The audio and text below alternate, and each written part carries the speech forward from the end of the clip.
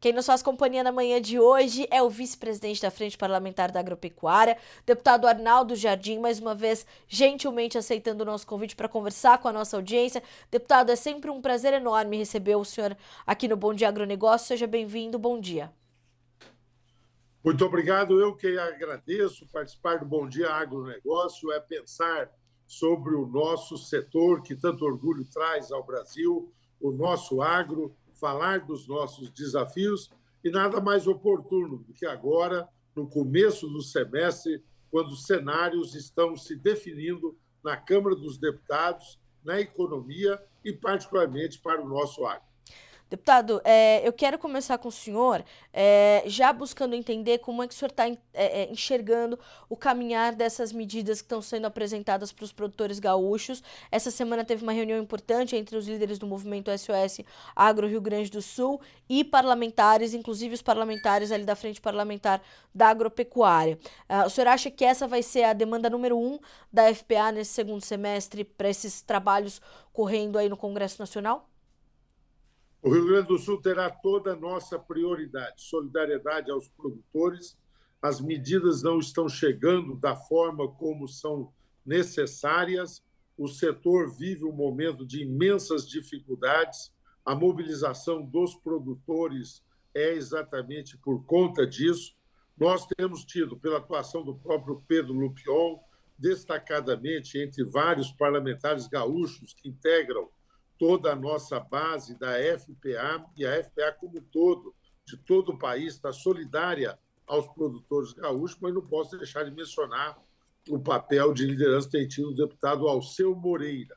Então, nós fizemos chegar ao governo a nossa preocupação solidária aos produtores gaúchos e vamos estar integralmente nesse sentido. Ontem, nós, inclusive, votamos um projeto ontem à noite na Câmara dos Deputados que exatamente estabelece um tratamento diferencial para os produtores de zonas, de municípios caracterizados como estado de calamidade, ou seja, criando uma situação mais de amparo aos nossos produtores. Então, isso você tem razão, isso vai ter muita atenção, prioridade nossa. A segunda prioridade que eu me permito destacar são as negociações, diálogo que nós temos mantido em torno da questão do marco temporal. Certo. Há a nossa convicção de que isso é algo já definido, mas diante de toda a polêmica que se estabeleceu, o Supremo Tribunal Federal constituiu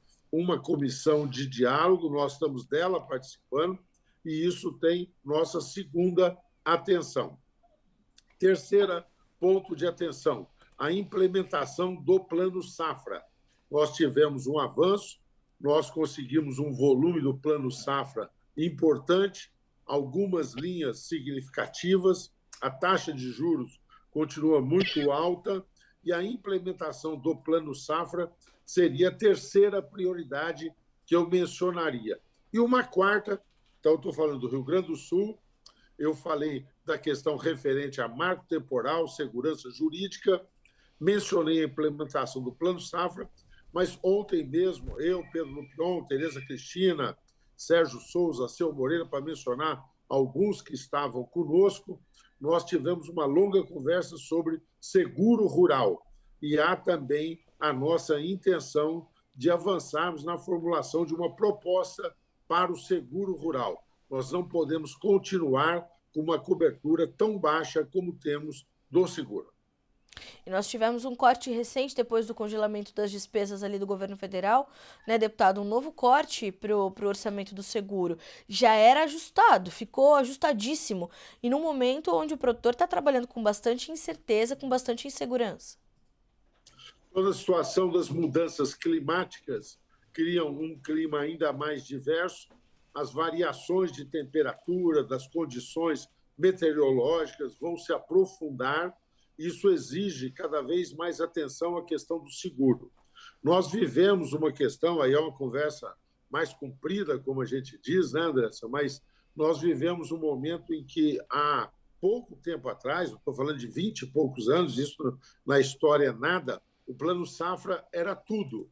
Agora o Plano Safra é pouco mais de 1/3 aquilo que se mobiliza de investimentos, de custeio a cada plantio. Então, nós temos que ter formas alternativas e eu não tenho dúvida de que, com o passar do tempo, será o seguro a forma mais estável que nós teremos. Nós vamos ter mecanismo de financiamento de mercado e seguro. Com isso, nós vamos ter aí uma possibilidade de lastrear a atividade, de amparar a atividade de uma forma mais consistente. Então, essas são as questões aí que estão a merecer a nossa atenção. Seguro hoje não passa a cobertura de seguro de 7%, 8% da área plantada, o que é muito pouco diante da necessidade de termos estabilidade e previsibilidade. Deputado, o senhor citou também a condição do marco temporal. Nós sabemos que essa pauta está em andamento no STF, por uma determinação do ministro Gilmar Mendes, que houvessem aquelas audiências de conciliação. Como é que o senhor, enxerga essa decisão do ministro Gilmar Mendes e o caminhar dessas audiências? O senhor vê com otimismo ou há uma preocupação em torno de uma possibilidade de se derrubar a lei do marco temporal? Qual é o cenário que a gente tem nesse momento?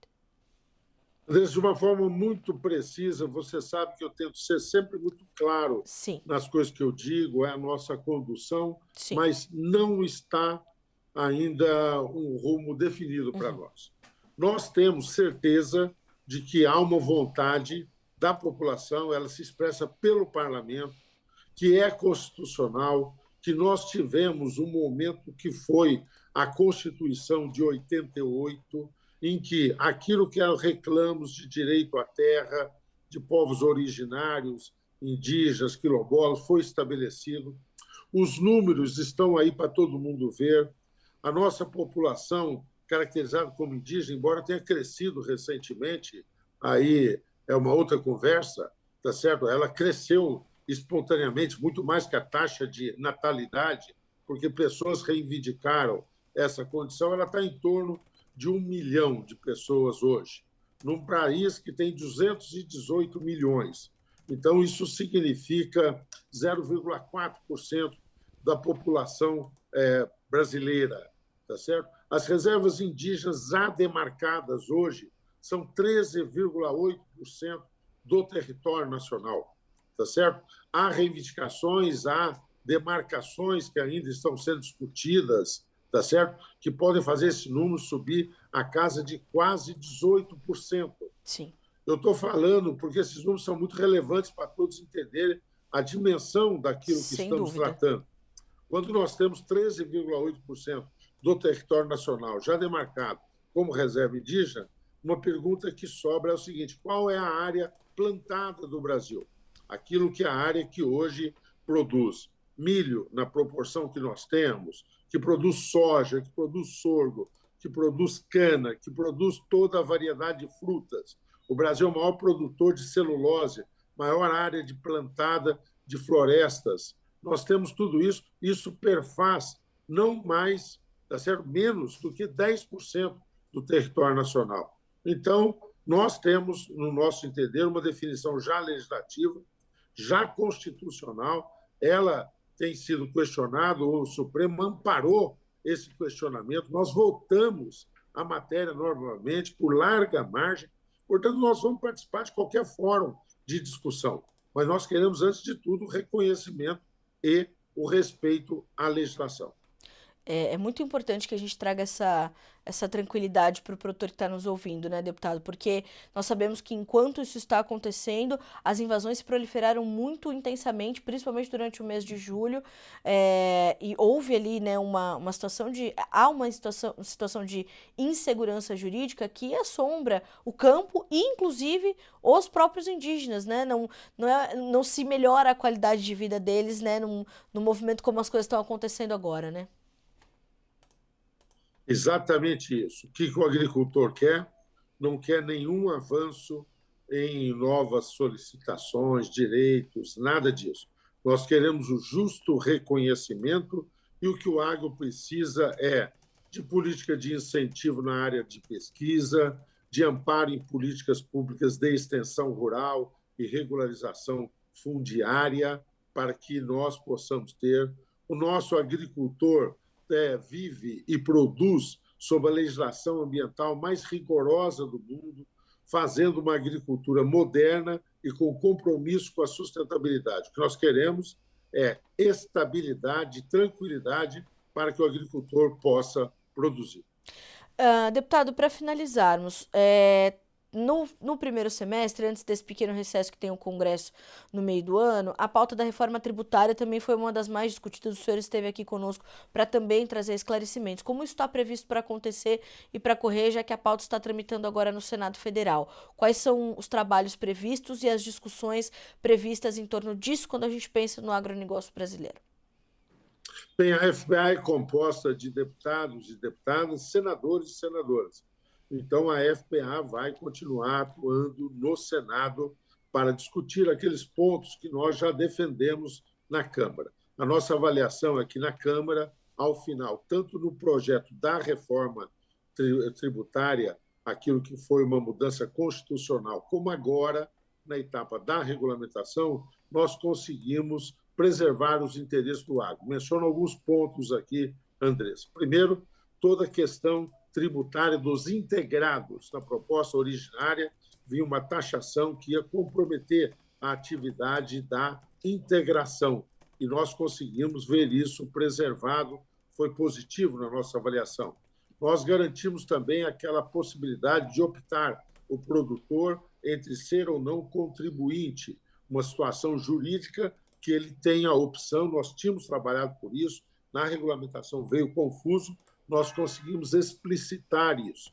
Terceiro, o conceito de insumos, cadeia, tá certo? Para que aquilo que se adquire seja, nessa nova sistemática tributária que o país passará a ter, com o IBS, todo esse processo que nós vamos ter, que sejam registrados os insumos como créditos na cadeia de produção.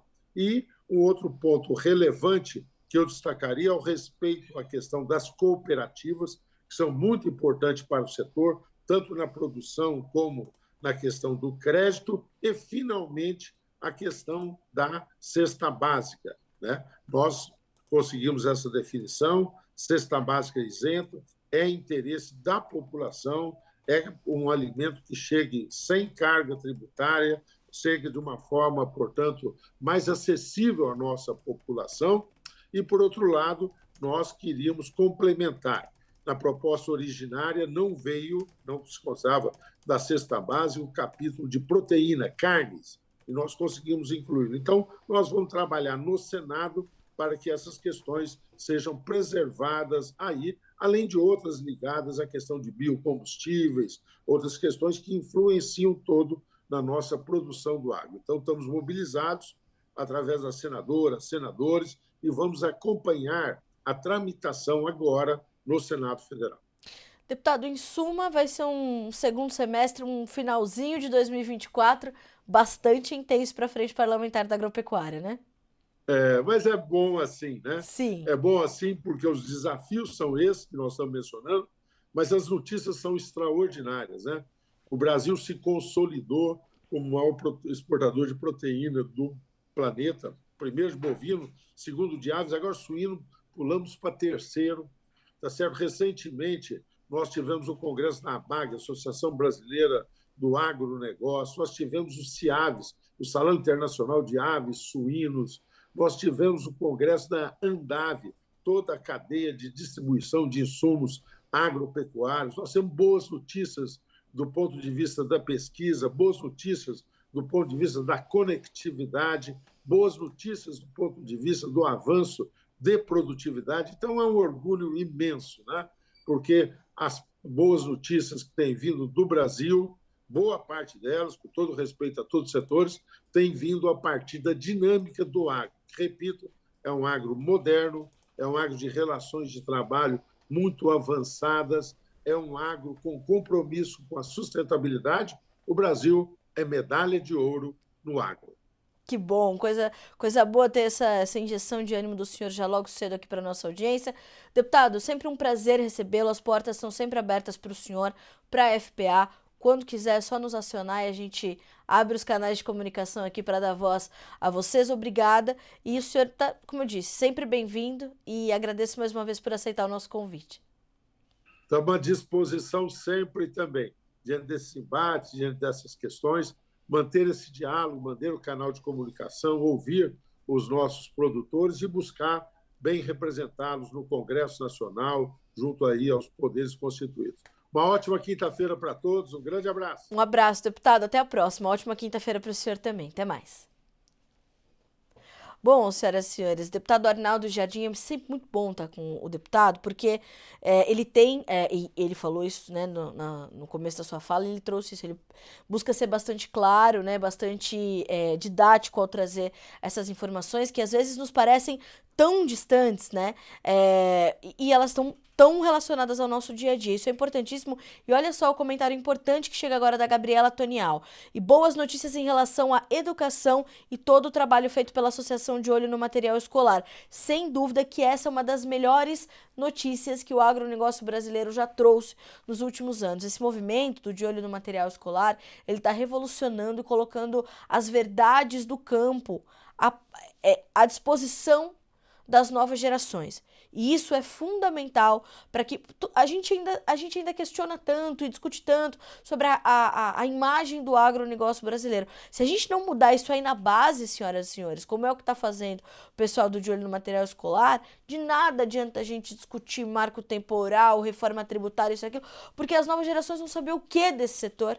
Né? Então, buscando revolucionar a educação brasileira, essas guerreiras do De Olho no Material Escolar estão ali na linha de frente, junto do Ministério da Educação, né, das autoridades em Brasília, das instituições de ensino, porque os dados sobre a educação no Brasil são alarmantes, né? E o que a gente quer fazer é transformar isso tudo. E eu tenho certeza que essas mulheres vão provocar uma nova revolução, como já estão provocando no Brasil.